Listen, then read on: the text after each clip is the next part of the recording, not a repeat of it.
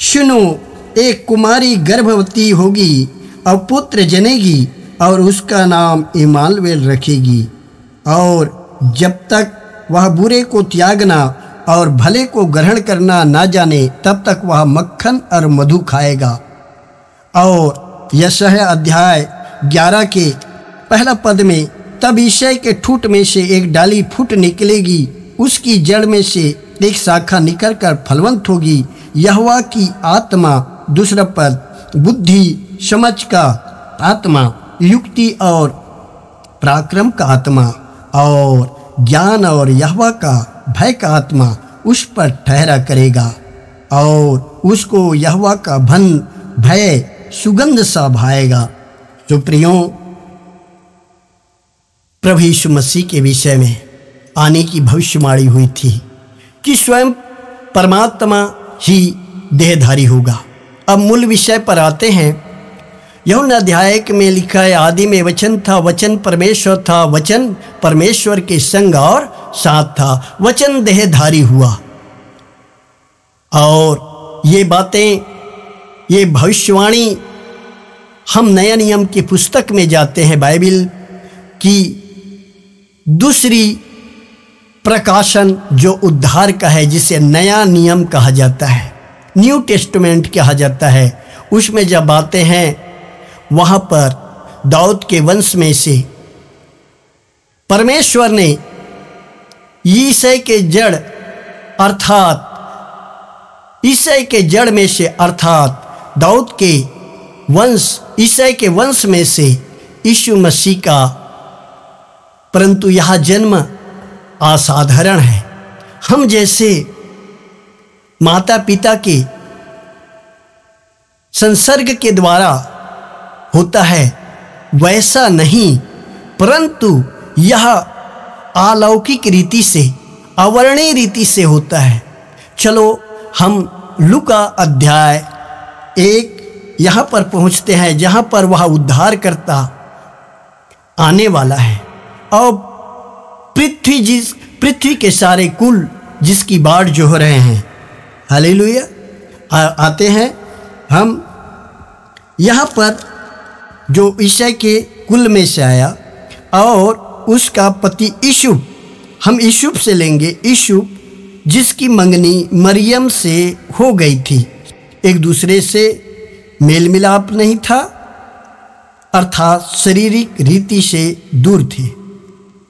यहाँ पर लूका अध्याय 1 में 6वें महीने में परमेश्वर की ओर से जिब्राइल स्वर्गदूत गलील के नासरत नगर में एक कुंवारी के पास भेजा गया, जिसकी मंगनी यूसुफ नामक दाऊद के घराने के एक पुरुष से हुई थी। उस कुंवारी का नाम मरियम था। स्वर्गदूत ने उसके पास भीतर आकर कहा, आनंद और जय तेरी हो, जिस पर ईश्वर का अनुग्रह हुआ है, प्रभु तेरे साथ है। वह उस वचन से बहुत घबरा गई और सोचने लगी, यह किस प्रकार का अभिवादन है। स्वर्गदूत ने उससे कहा, हे मरियम, भयभीत ना हो, क्योंकि परमेश्वर की अनुग्रह तुझ पर हुआ है।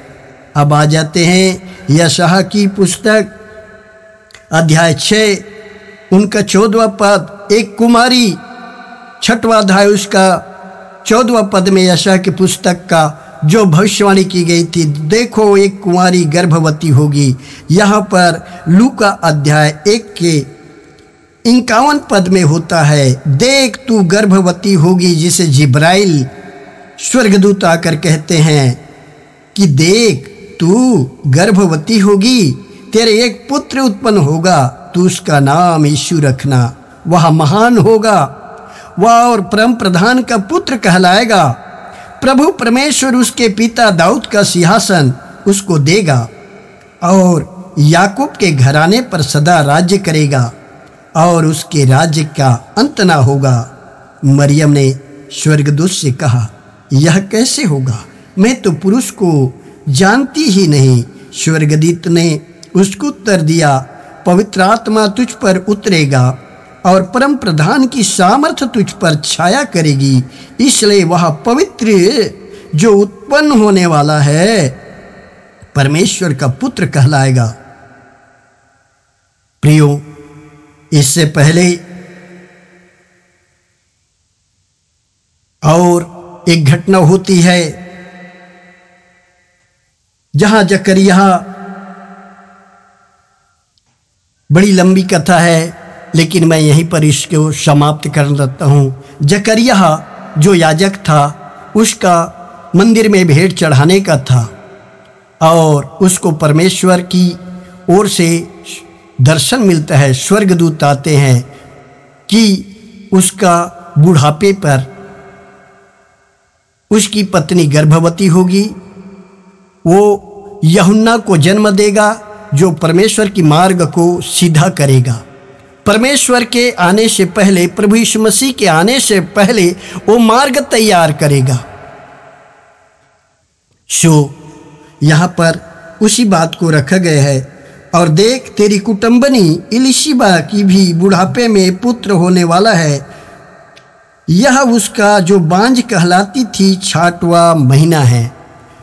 हम परमेश्वर ऐसे काम करते हैं। देखो, बूढ़ी है, बांझ कहलाता है, जो असंभव है, जो मनुष्य के लिए संभव नहीं, ऐसे ऐसे बातों को परमेश्वर करते हैं। क्यों नहीं करेगा प्रियो? हम उनकी वचनों में संदेह ना करें, क्योंकि जिसने कहा और पृथ्वी का सृष्टि का रचना हुआ, उसने कहा और होता गया। उसने जो कहा वह हो गया और अपने वचन को भेजता है और उनके वचन के द्वारा सृष्टि हो जाती है, नई सृष्टि हो जाती है। जब लाजर मर गया था, वह वचन ही भेजा, हे लाजरेस उठ, हे लाजर उठ, हे लाजर, हे लाजर। जब वचन गया, वचन जीवित है और वही जीवित वचन यीशु मसीह जो परमेश्वर है, वह देहधारी हुआ। और मरियम ने कहा, मैं तो पुरुष को जानती ही नहीं। सुप्रियो, क्या पृथ्वी भर में पुरुष नहीं थे, भाई नहीं थे और अन्य लड़के नहीं थे पड़ोसी का? लेकिन वो ऐसे कुमारी थी, उसके मन में पाप उत्पन्न नहीं हुआ था। तभी ना कहा, मैं किसी पुरुष को जानती नहीं, यह क्यों कर होगा?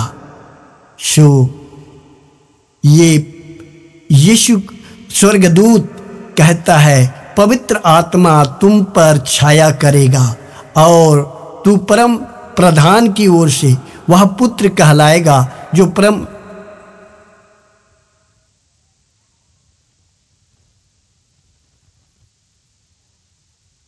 वह महान होगा और परम प्रधान का पुत्र कहलाएगा। पवित्र आत्मा की सामर्थ्य के द्वारा तू गर्भवती की होगी।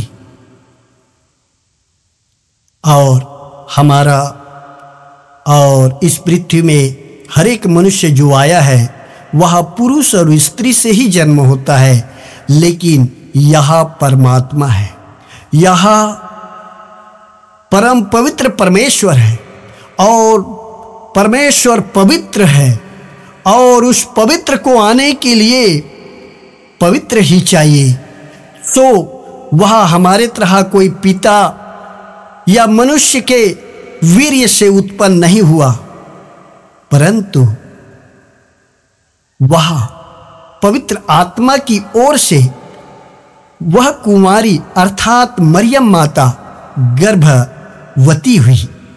और इसके विषय में कि यीशु जो धर्मी था उसे त्याग देना चाहता था, जो परमेश्वर की ओर से होता है उस बात को फिर से गुमराह नहीं किया जाता। यीशु के पास में जब वह यह ही सोच रहा था कि स्वर्गदूत जिब्राइल आया और उसे कहा, तू मरियम को जिससे तेरी मंगनी हुई है उसे अपने घर में लाने से ना डर, क्योंकि वह पवित्र की ओर से हुआ है। प्रियो, यीशु मसीह स्वयं परमात्मा है, परमेश्वर है, जिन्होंने कहा था मैं ही उद्धार करूंगा और अपने ही भुजबल से उद्धार किया और वह उद्धार करता। इसे बड़े आनंद का सुसमाचार कहते हैं। सुसमाचार क्यों कहते हैं? हर जगत को चाहिए मुक्ति, हर मनुष्य को चाहिए मुक्ति, हर को चाहिए उद्धार। वह मोक्ष देने वाला केवल परमात्मा यीशु मसीह है। तो ये मुक्ति और उद्धार कैसे होगा? सारे मनुष्य, परमेश्वर पवित्र है और मनुष्य पापी है। मनुष्य पाप और पवित्र का मेलजोल नहीं हो सकता। अंधकार और प्रकाश का मेलजोल नहीं हो सकता। यूहन्ना 3:16 में लिखा गया, परमेश्वर ने जगत से ऐसा प्रेम किया कि उसने अपना इकलौता पुत्र दे दिया, ताकि जो कोई विश्वास करे वह नाश ना हो। जिस परमेश्वर ने सृष्टि बनाया, एक बार की सृष्टि को जल प्रलय के द्वारा नाश किया और नूह के परिवार धर्मी नूह को हालेलुया फिर से पृथ्वी पर उस बचा लिया जल प्रलय से, जहाज से, और चुने गए प्राणियों को फिर से जब यह सृष्टि हुई नूह के द्वारा हुई, फिर से पाप तो नहीं गया, क्योंकि माता पिता का पुरखाओं का पाप और श्राप तो लगा है, और इस श्राप को मनुष्य धो नहीं सकता। ना यज्ञ, ना तपस्या, ना अपनी योग्यता से। परमेश्वर का यह सुसमाचार है, मुक्ति का है, उद्धार। और उद्धार करता परमेश्वर ने जगत से ऐसा प्रेम किया, अर्थात हम पापियों को, जगत जो पापमय है उससे प्रेम किया कि अपना इकलौता पुत्र को दे दिया, ताकि जो कोई विश्वास करे, नर करे, नारी करे, कोई मजहब करे, कोई भी नर नारी, मनुष्य का एक ही जाति है, नर और नारी। यदि जो कोई विश्वास करे वह नाश न हो परंतु अनंत जीवन पाए। और परमेश्वर देखा मेरे पास कोई नहीं आ सकता, इसलिए स्वयं वह मनुष्य के रूप धारण किया और आया और उसने 33.5 वर्ष तक इस पृथ्वी पर रहा और मनुष्य जाति के लिए अपने प्राणों को बलिदान किया। और पवित्र शास्त्र में लिखा गया था वो मारा जाएगा, गाड़ा जाएगा और पवित्र शास्त्र के अनुसार तीसरे दिन जी उठेगा। और उसकी भविष्यवाणी इस पवित्र शास्त्र की पूरी होती है। यह मुक्तिदाता, यह मसीहा जो आने वाले थे, और मत्ती के अध्याय 4 में है, जो लोग अंधकार में बैठे हुए थे उसने बड़ी ज्योति देखी, जो लोग मृत्यु के छाया में बैठे हुए थे उन्होंने बड़ी ज्योति देखी। और ये बड़ी ज्योति यही यीशु मसीह है। और ज्योति के विषय में और कहना चाहूँगा, सच्ची ज्योति हरेक को प्रकाशित करती है, अर्थात उद्धार को देती है। यही उद्धार करता जो जन्म लेना था, पृथ्वी पर आना था, यही प्रभु यीशु मसीह है। इसे ही आनंद का सुसमाचार कहते हैं, इसे ही मुक्तिदाता।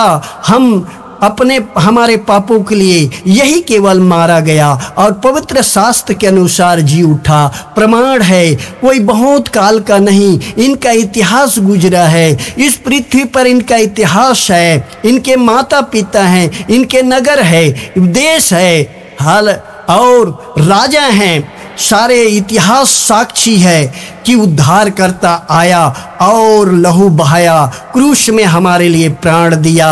और जो कोई विश्वास करता है वो अनंत जीवन पाता है। यीशु ने मत्ती अध्याय 4 के 14 पद में कहा, कि जो कोई जल, सामरी स्त्री से कहता है, जो जल मैं देने पर हूँ, यदि कोई इसे पिएगा वो अनंत काल तक के प्यासा ना होगा, वरन यह एक सोता बन करके अनंत जीवन के लिए उमड़ता रहेगा। जीवन का जल मैं हूँ, जीवन की ज्योति मैं हूँ, जगत की ज्योति मैं हूँ। और यूहन्ना अध्याय के 10 के अध्याय में कहता है,